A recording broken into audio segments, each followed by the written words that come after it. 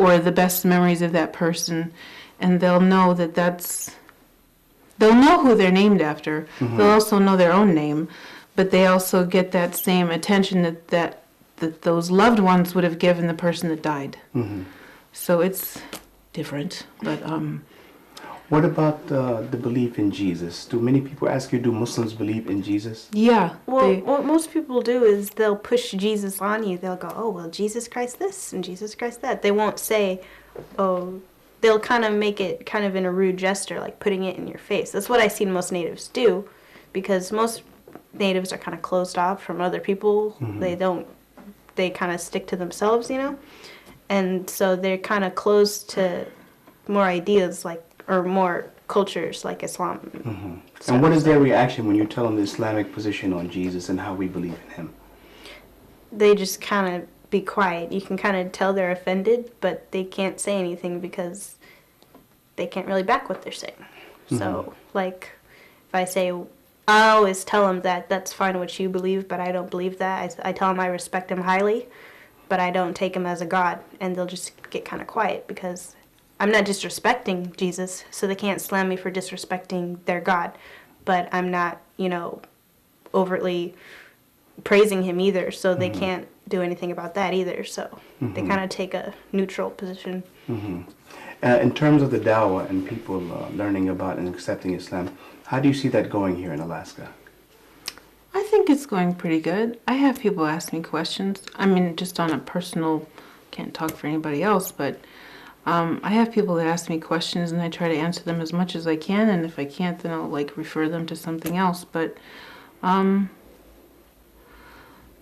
think the more women that they see that are covering, the more that they'll see that, oh, well, what's that? Maybe they'll ask more questions and be more interested. Right.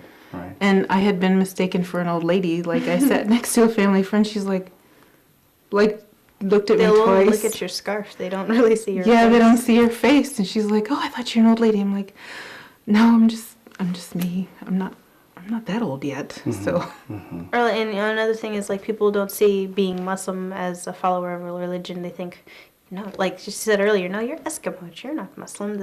They don't understand that it's a person who follows a religion. Mm-hmm. They think of it like, oh, you're Arab, you're from over here, That's Muslims over there. Right. They don't see it as a religion that's worldwide. They just see it as a cultural thing. So when we say we're Muslim and they correct us that we're Native, we're like, yes, we're Native Muslims. But let me ask you, have you met many other Native Muslims?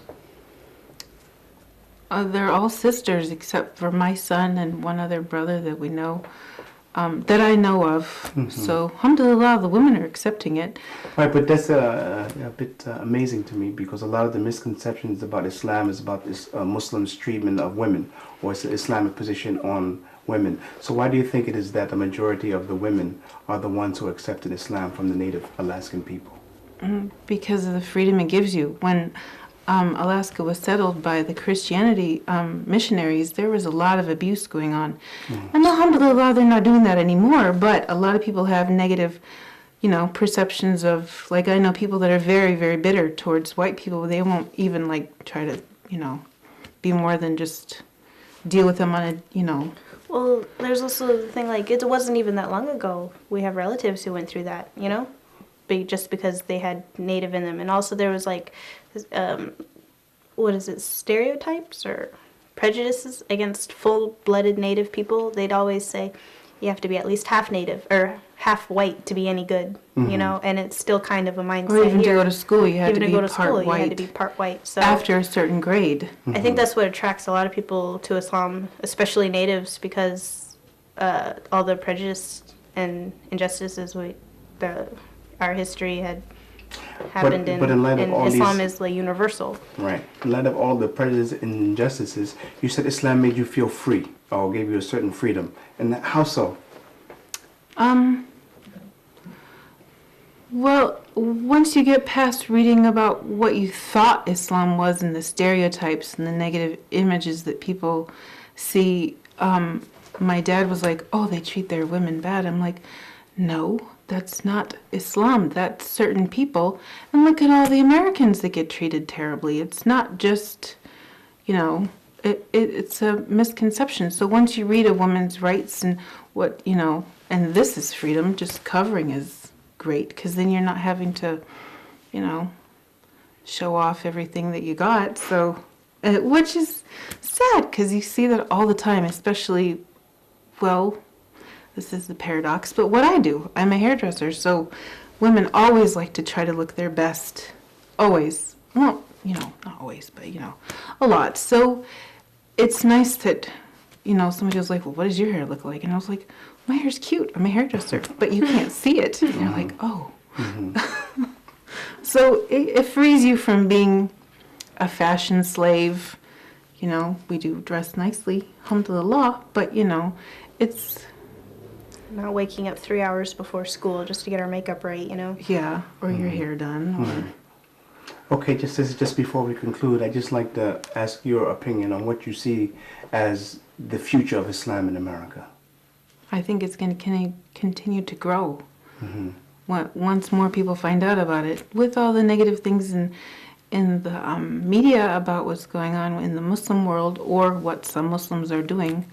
And that's one thing I try to tell people is Islam's perfect, but Muslims aren't. So people will read about it. Maybe they'll, I should read about that. Maybe I really... So, alhamdulillah, I've told my family, straightened out misconceptions. And so I think people will continue to read about it. Yeah, they do defend it now. Okay, alhamdulillah. Alhamdulillah. Well, thank you very much, sisters, for sharing a bit with us of what life is like for Muslim women in America. Inshallah, Allah will protect you and increase you in Iman. Assalamu alaikum wa rahmatullahi wa barakatuh. Walaikum assalam wa rahmatullahi wa barakatuh. I hope you have enjoyed meeting a few of the many Muslims here in the United States of America. The religion of Islam is the fastest growing religion in America, and I hope you will join me as I continue my travels around this country to introduce you to the Muslims in America. Assalamu alaikum wa rahmatullahi wa barakatuh. On mountains of Mecca bear witness.